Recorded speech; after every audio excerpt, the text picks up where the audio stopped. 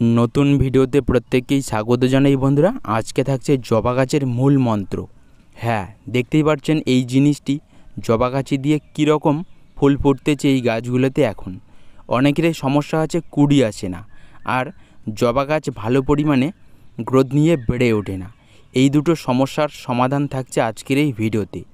তো বন্ধুরা, জবা গাছের মাটি একমাত্র তৈরির বিষয়টি না জানলে কখনোই কিন্তু ভালো পরিমাণে জবা হবে না, গাছের গ্রোথ ঠিকঠাক হবে না।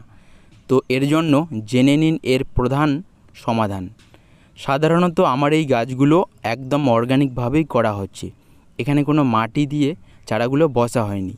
ভার্মিকম্পোস্ট, গোবর সার এবং বাকি যে উপাদানটি আমি ব্যবহার করেছি মাটি ছাড়া, সেটা হলো কাঠের গুঁড়ো এবং কোকোপিট। এই নিয়মে অর্গানিক মাটিতে গাছগুলো লাগিয়েছি। এতেই দেখুন গাছের গ্রোথ কীরকম হচ্ছে।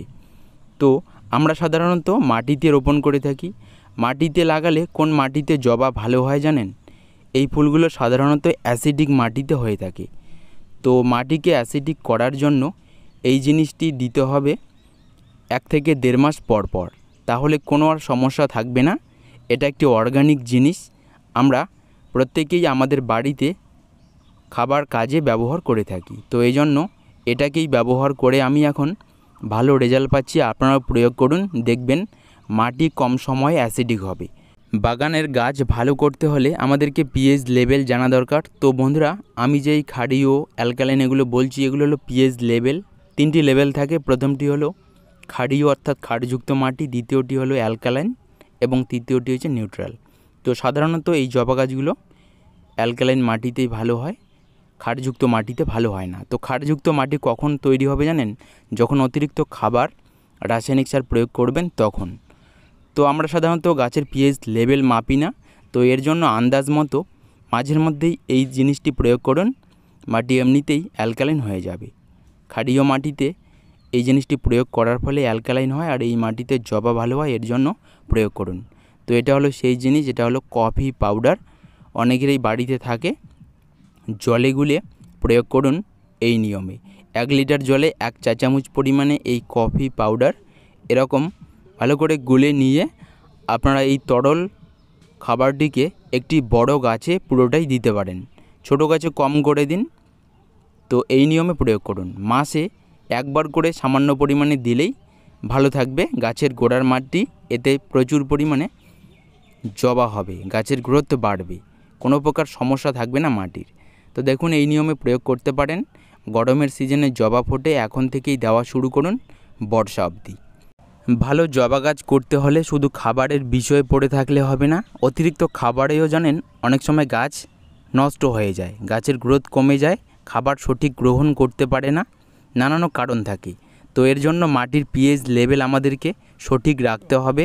এই নিয়মে এই জিনিস প্রয়োগ করে আপনাদের গাছের গোড়ার মাটির পিএইচ লেভেল ঠিক রাখতে পারেন। বিশেষ করে জবা, টগর, বেলি, গোলাপ এই গাছগুলোতে এই খাবার প্রয়োগ করে। তো দেখুন আমার গাছের গ্রোথ ভালো হচ্ছে এই তরল অর্গানিক জিনিসগুলো দিয়ে। এখন এই গাছে প্রচুর পরিমাণে কুড়ি আনার জন্য আমি যে খাবারটি দিতেছি সেটা হলো এই তরল সার। তো জবা গাছে প্রচুর ফুল পাওয়ার জন্য দিতে হবে ফসফরাস এবং পটাশিয়াম যুক্ত খাবার। আর পটাশিয়ামের সোর্স অর্গানিক নিয়মে দেওয়ার জন্য আপনারা কলার খোসা ভিজিয়ে তরল সার তৈরি করে প্রয়োগ করতে পারেন। তো এটা অত্যন্ত ভালো একটি উপাদান। আমি কিন্তু তরল সার তৈরি করে রেখেছি, এই সময় দেব, কারণ দেখুন গাছগুলোর গ্রোথ ভীষণ হচ্ছে কিন্তু কুড়ি কম আসতেছে। তো এখন কিন্তু এই তরল খাবারটি সপ্তাহে 1 দিন করে দিয়ে যাব। অর্গানিক খাবার সপ্তাহে অথবা 10 দিন পর পর দিলে কোনো ক্ষতি হয় না। রাসায়নিক খাবার মাসে একবারের বেশি প্রয়োগ করবেন না। তো দেখুন এখন আমি এই খাবারটি দেব, এটা দিয়ে কিন্তু ভালো রেজাল্ট পাওয়া যাবে, প্রচুর পরিমাণে কুড়ি আসবে। কলার খোসার এই তরল সারটি দুটো নিয়মে তৈরি করা যাবে। 2 ধরনের তরল সার তৈরি হয়।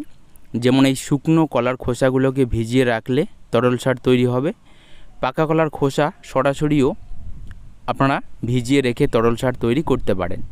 তো আমার এই খোসাগুলো শুকনো, আমি এখন ভিজিয়ে রাখবো। তো শুকনো খোসা ভিজিয়ে রাখলে অন্ততপক্ষে 4 থেকে 5 দিন রাখতে হবে, তবেই ভালো একটি খাবার তৈরি হবে।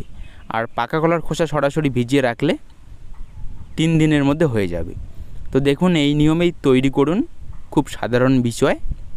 পরিণত প্রাপ্তবয়স্ক গাছে 1 লিটার পর্যন্ত কলার খোসা ভেজানো এই তরল সার 10 দিন পর পর মাসে যদি 3 বার দেওয়া যায় তাহলে পটাশিয়ামযুক্ত খাবার গাছ পেয়ে যাবে, অজস্র পরিমাণে কুড়ি আসবে। তো বন্ধুরা, এই হলো সিক্রেট খাবার প্রচুর ফুল পাওয়ার।